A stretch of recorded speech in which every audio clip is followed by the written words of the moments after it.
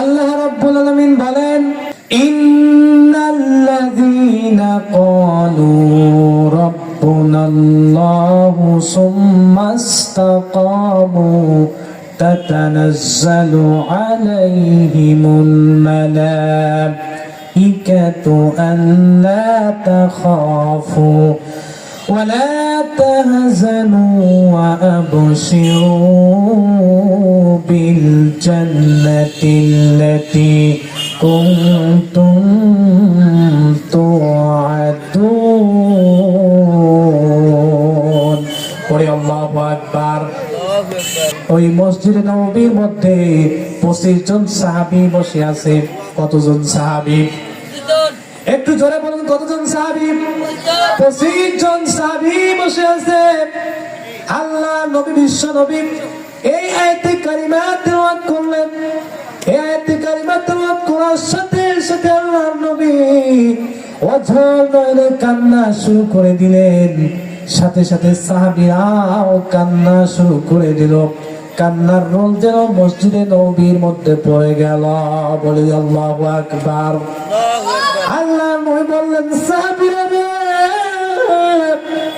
যে আয়াত আমি তেলাওয়াত করেছি এই আয়াতের অর্থ কি তোমরা জানো? সাহাবীরা বলল, না না ইয়া রাসূলুল্লাহ, ইয়া নবী আল্লাহ, ইয়া হাবিবাল্লাহ, আমরা জানি না এই আয়াতের অর্থ কি। কিছুক্ষণ পরে ওই 25 জন সাহাবীর মধ্য থেকে একজন সাহাবী দাঁড়িয়ে বললেন, ইয়া রাসূলুল্লাহ,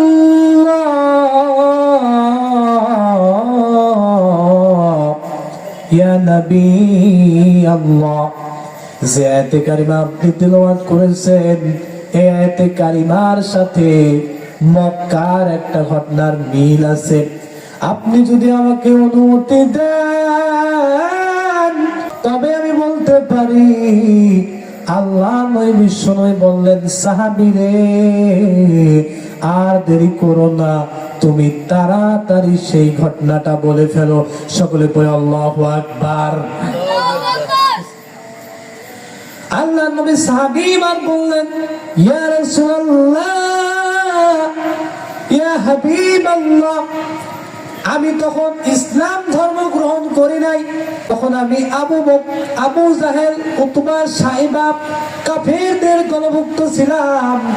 ইয়া রাসূলুল্লাহ, আমি দেখতে পেলাম আপনার রাজপথের লড়াকু ইসলামী আন্দোলনের এক সৈনিককে আবু জাহেল, উতবা, সাইবা ধর্ম ধরার পর বলল, হে রাজপথের লড়াকু সৈনিক, তুমি কি আল্লাহ এবং তার রাসূলের পথ ছেড়ে দেবে নাকি তুমি আমাদের দলভুক্ত হয়ে যাবে? তুমি তাড়াতাড়ি বলো।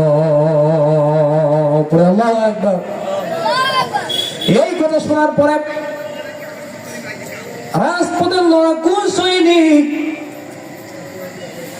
যখন ধরে ফেললো তখন বলল, না না আবু জাহেল, উতবা, সাইবা, শোনো রে, আমি যে দিন, যে ধর্ম, যে ইসলাম গ্রহণ করেছি, তোমরা যদি আমাকে মেরে ফেলো, আমাকে টুকরো টুকরো করে ফেলো, আমাকে যদি তোমরা রক্তাক্ত করে ফেলো, তবুও আমি এই দিন আল্লাহ এবং তার রাসূলের যে পথ, ইসলামী আন্দোলনের যে পথ আমি ধরেছি, এই পথ জীবন দিব, তবু এই পথ আমি ছেড়ে দেব না।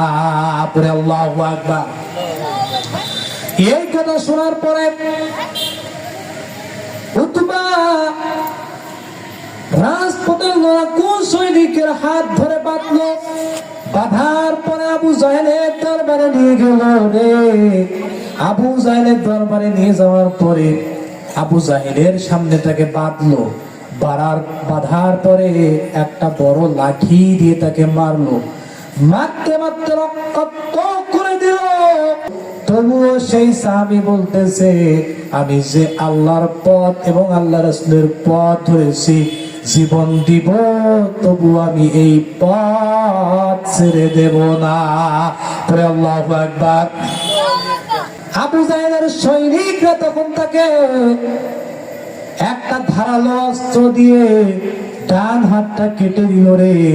ডান হাত কেটে দেওয়ার পর তার শরীর থেকে ঝরঝর ঝরঝর করে শুধু রক্তই ঝরে। সাহাবী বলতেছে, ইয়া রাসূলুল্লাহ, ইয়া হাবিবাল্লাহ, শুধু তাই নয়, ডান হাত কেটে দিল, তারপরে বাম হাত কেটে দিল, এরপরে ডান পা কেটে দিল, এরপরে বাম পা কেটে দিল। পুরো শরীর থেকে তার রক্ত ঝরতেছে, আর এদিকে ফাঁসির কাষ্ঠ ঝুলাচ্ছে।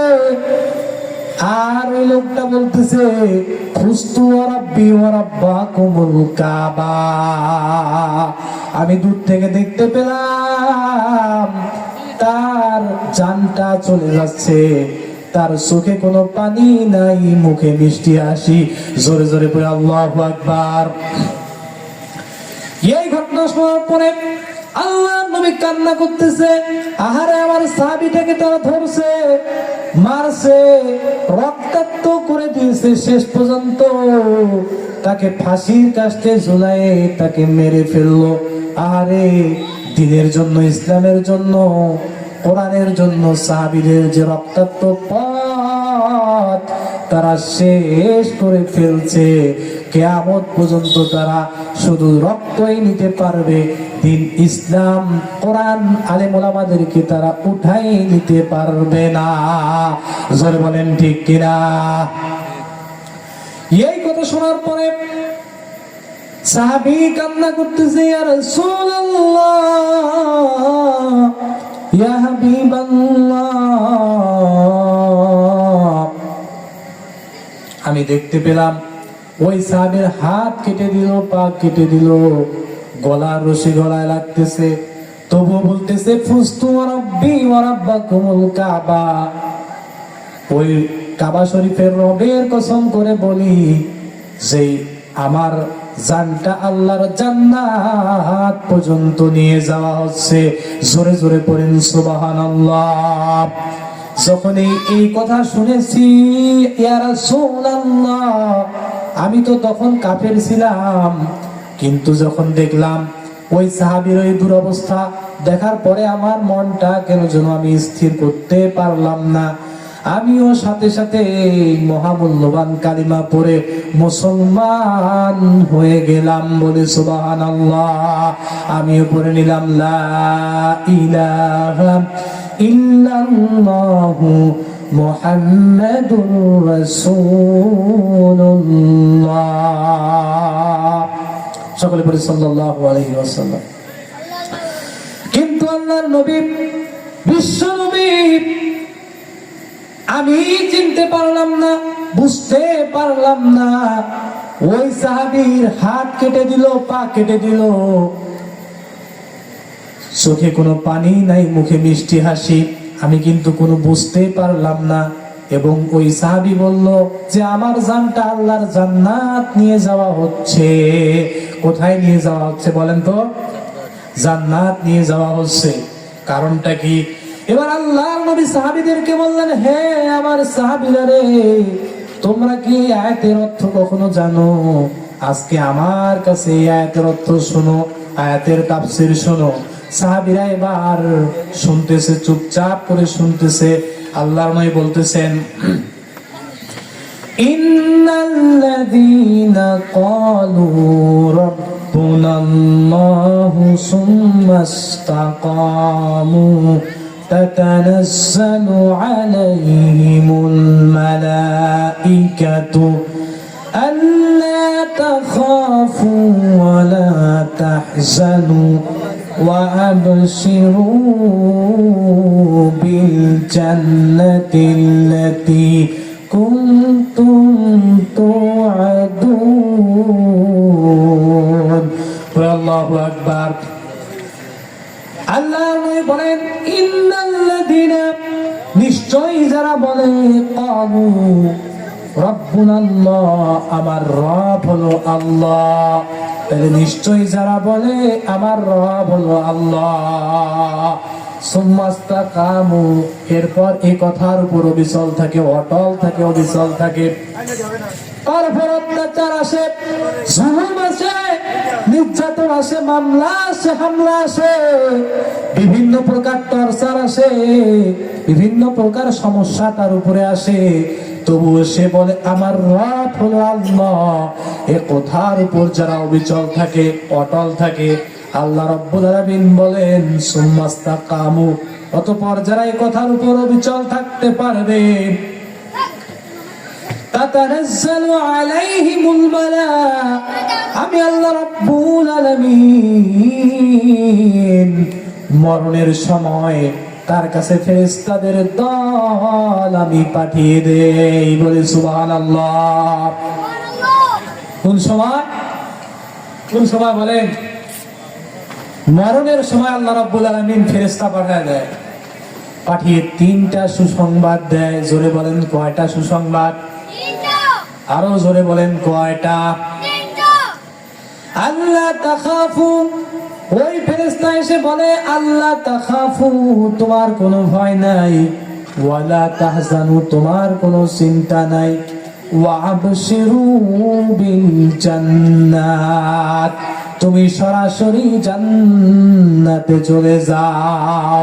তাহলে আমল করতে হবে একটা, পুরস্কার হচ্ছে তিনটা। জোরে বলেন তো আমল কয়টা?